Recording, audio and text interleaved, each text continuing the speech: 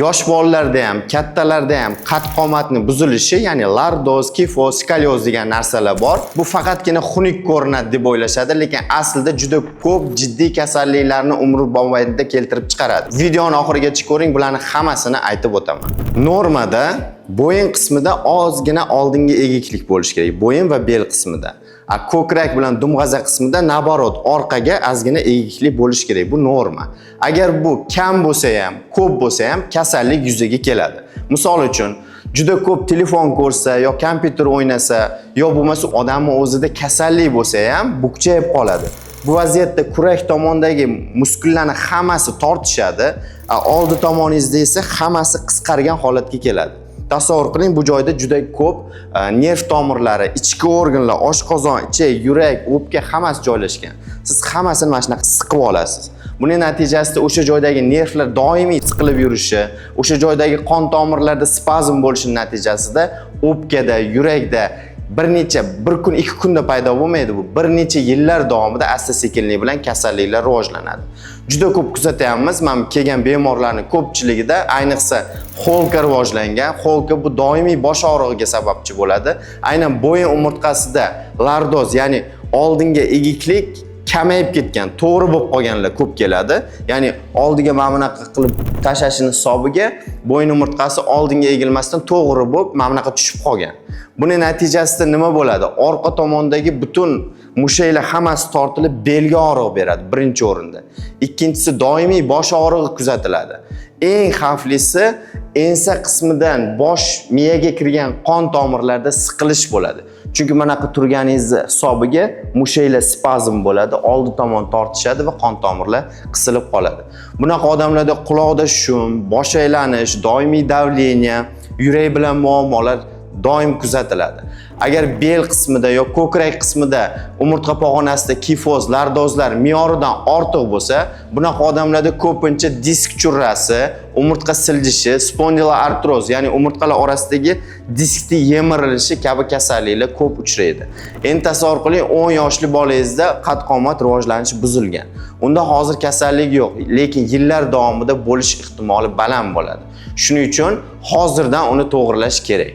Hozir sizlarga haqiqatan bemorlarimizda ishlayotgan mashqlarni ko'rsatib o'taman. Bu ilmiy jihatdan ham tasdiqlangan, kineziologiyada qo'llaniladigan, kineziterapiyada mana shunaqa zallarda olib boriladigan mashqlar hisoblanadi. Demak, qad-qomat buzilishida faqatgina umurtqa suyaklarining qiyshayıshi o'zidan o'zi bo'lmaydi. Qanaqadir kasallik hisobiga ham bo'lmaydi. Ba'zilarda 1,5-2 yoshgacha o'tib ketishi kerak bo'lgan reflekslar ishga tushadi. Ya'ni yoshi katta bo'lganda 10 yosh, 20, 30, 40 yosh bo'lganda 1,5 yoshda bo'lishi kerak bo'lgan o'rmalash refleksi orqa miyada yonib qoladi. Buning natijasida ham ular xohlamasa ham bukchayib yuradi. Hatto telefon o'ynab, kompyuterda ishlamasa ham bukchayib qoladi. Buni qanaqa to'g'rilash mumkin?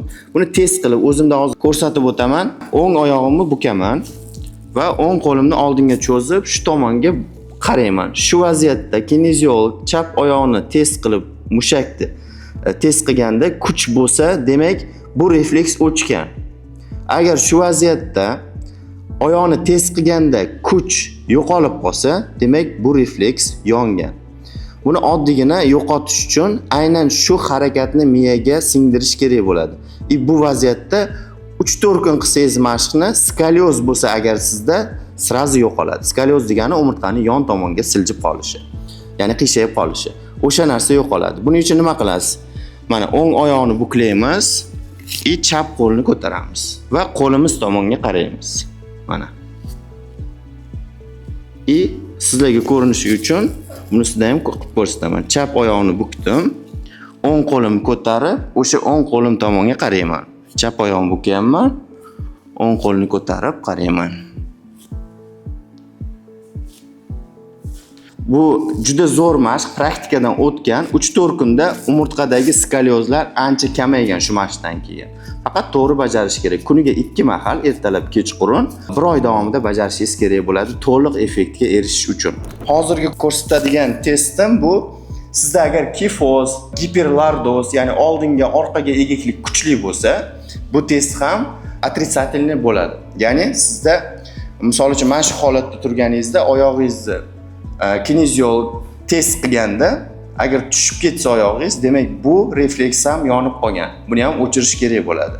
Agar yo'q, mana shu holatda turganingizda oyog'ingizni o'zingizga kuchli torta oladigan bo'lsangiz, siz o'sha test qilayotgan vrachchi kuchi yetmaydigan darajada bo'lsa, unda bunda muammo yo'q. Boshqa kasallikning natijasida sizda lordoz bo'lgan. Buni test qilib aniqlash kerak. Chunki kasallikning aynan sababini topib davolamasangiz, to'g'ri bo'lmaydi umurtqa. Shu holatda misol uchun tushib ketdi oyog'ingiz. Ikkalasida ham kuch yo'qoldi. Mana yotgan holda kuchingiz ko'p, o'zingizga zo'r tortasiz. Lekin mana shunaqa holatga kelganingizda o'sha oyog'ingizni torta olmay qolasiz. Demak, bu refleks yongan. Buni yo'qotish uchun nima qilasiz? Prosta yotasiz. Birinchi boshni, keyin bo'yin, ko'krak umurtqasigacha sekinlik bilan boshida 4 ta 5 ta ko'krak umurtqasi, adalshi qolgan ko'krak umurtqalarni to bel umurtqasigacha dumg'azigacha ko'tarasiz. Bunda tas yerdan uzilmasligi kerak, chanoq suyagi. Mana shu holatda turishingiz kerak. Yana tushiramiz. Nafas olgan payt ko'tarilamiz.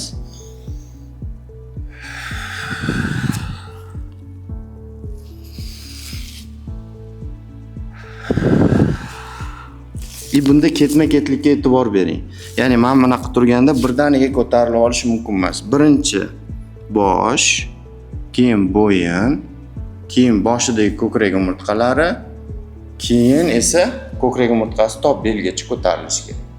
Shu holatda foyda beradi. Bu giperlordoz, kifoz, ya'ni ko'raklar orasi orqaga chiqib ketgan bo'lsa, qorin oldiga chiqib ketgan bo'lsa, bularni hammasini to'g'rilab beradi.